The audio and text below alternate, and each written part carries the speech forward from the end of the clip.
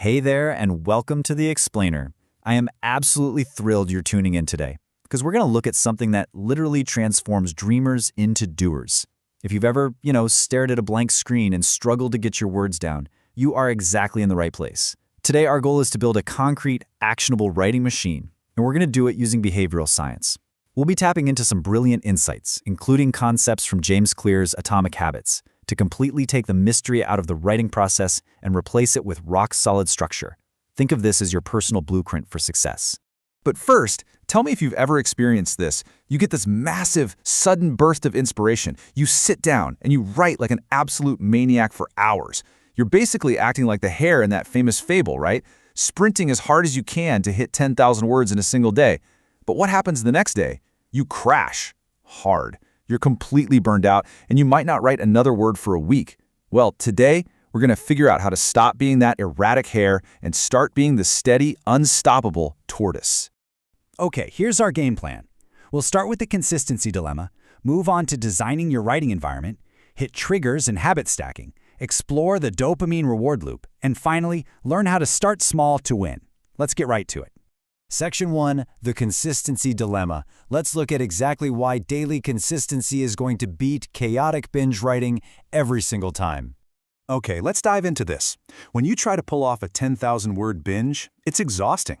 But actually, worse than that, your brain starts to subconsciously associate the very act of writing with pain and exhaustion. Because that marathon day was so incredibly draining, the next time you even think about writing, you feel this massive wall of resistance. Now, on the flip side, consider a 2,000-word daily habit. This is actually the exact strategy used by incredibly prolific authors, like Stephen King, for instance. A steady, manageable daily word count totally prevents burnout, reduces your stress, and over the long haul, it results in way more finished manuscripts than those crazy, sporadic marathon sessions ever could. Moving right along to Section 2, design your writing environment. This is our first real, actionable step to literally carve out physical space for your new habit. To set ourselves up for an easy win before we even type a single letter, step 1 is picking a dedicated space. Now, don't worry, this doesn't mean you need a fancy, custom-built home office. If you live in a tiny studio apartment, designating a specific chair or just a corner of your kitchen table works perfectly. The absolutely crucial key here is that you do not associate this space with other habits. So no writing on the sofa where you binge TV or play video games. The TV is just too big of a temptation. Step 2 is getting ruthless about removing those distractions. And step 3 is vital. Prime your environment. Lay out your laptop or your pen and paper the night before. When you walk into that specific physical space and see your tools waiting for you, your brain catches that environmental clue and automatically expects to write. So the whole point here is removing friction. If you sit down and have absolutely no idea what you're supposed to be doing, you're going to freeze. To stop that from happening, have your outline, your notes, or even just a very general idea prepared ahead of time. I like to think about the next day's work while I'm just brushing my teeth or winding down in the evening. That way, when it's finally time to type the next day, you already know your mission. You just have to sit down and execute. All right, Section 3, triggers and habit stacking. We are now diving into the psychology of creating an automatic starting pistol for your writing session. James Clear highlights this really powerful concept called an implementation intention. Basically, studies show that people who write down exactly when and where they will do something have drastically higher success rates. You literally just need to write a sentence for yourself that looks exactly like this. I will write for 30 minutes at 3 p.m. at the kitchen table. I know, it sounds almost too simple, right? But by defining that specific time and location, you accustom your brain to this new appointment. You are literally scheduling a mandatory meeting with your own inspiration.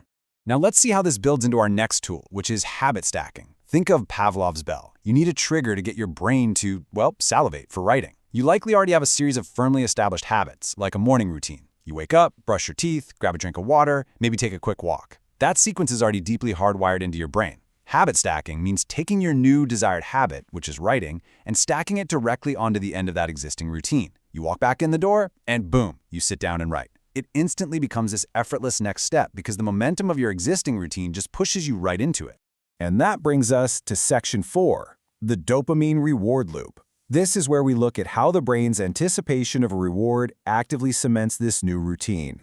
Now, what's really interesting about this concept is how it creates what I like to call a habit sandwich. First, you have your trigger, something you already do without thinking, like walking the dog. Next is the new habit you want to develop, writing for 30 minutes. And finally, you have the reward, something you want to do, like checking social media. By placing the writing right in the middle, you create a fail-proof system. After I walk the dog, I will write. After I write, I get to scroll on social media. The anticipation of that reward releases dopamine in your brain, making you actually crave the entire process that leads up to it. So if social media usually distracts you from writing, this brilliant little framework turns it into the exact mechanism that motivates you to write. But hey, a quick word of caution here on rewards, you've got to keep them small. If your reward for writing every day is treating yourself to a massive bowl of ice cream, taking a lavish vacation, or buying an expensive new gadget, you are going to quickly run out of money, resources, or your health. The best rewards are simple, immediate, and consistent. A brief stroll outside, a quick kiss from a loved one, or honestly, just taking a moment to stretch and take a few deep breaths. You just want to associate a quick hit of positivity with completing your daily writing. And if you want to put this dopamine loop on absolute steroids, you can use technology to gamify your writing. There are some incredibly clever tools out there designed to totally hack your brain's reward system. Software like Atticus has built-in habit tracking. Habitica and For the Words, they literally turn your writing into a role-playing quest where hitting your word count slays dragons and unlocks levels. It's awesome. Need a little negative reinforcement instead? Write or Die uses actual consequences to keep you typing. Or if you prefer something a bit more adorable, Written Kitten rewards you with a picture of a cute kitten every time you hit a word count milestone. Just find whatever tool triggers your personal dopamine loop and use it.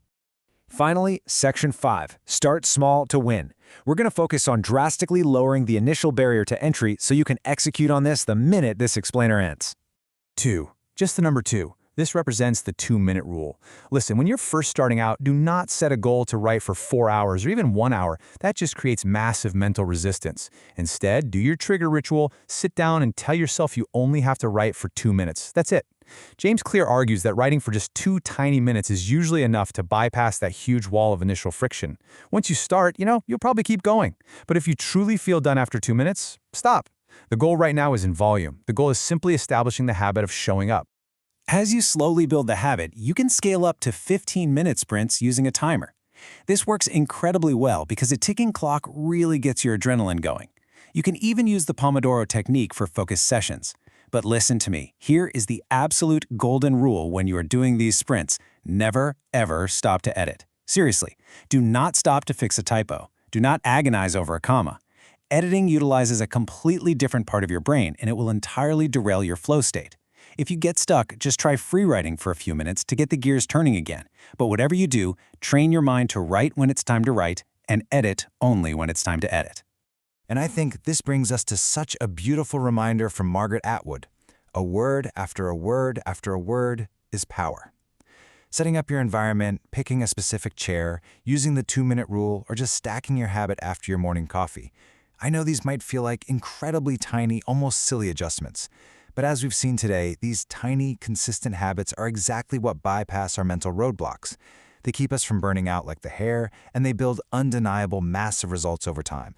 So I want to leave you with this provocative challenge. What specific trigger are you going to use today to start your new writing habit? Will it be brushing your teeth, walking the dog, pouring that very first cup of coffee? Don't wait for tomorrow. Pick your trigger, set up your space tonight, and write for just 2 minutes. You've got the blueprint. Now go build a habit. Thank you so much for hanging out with me for this explainer, and happy writing.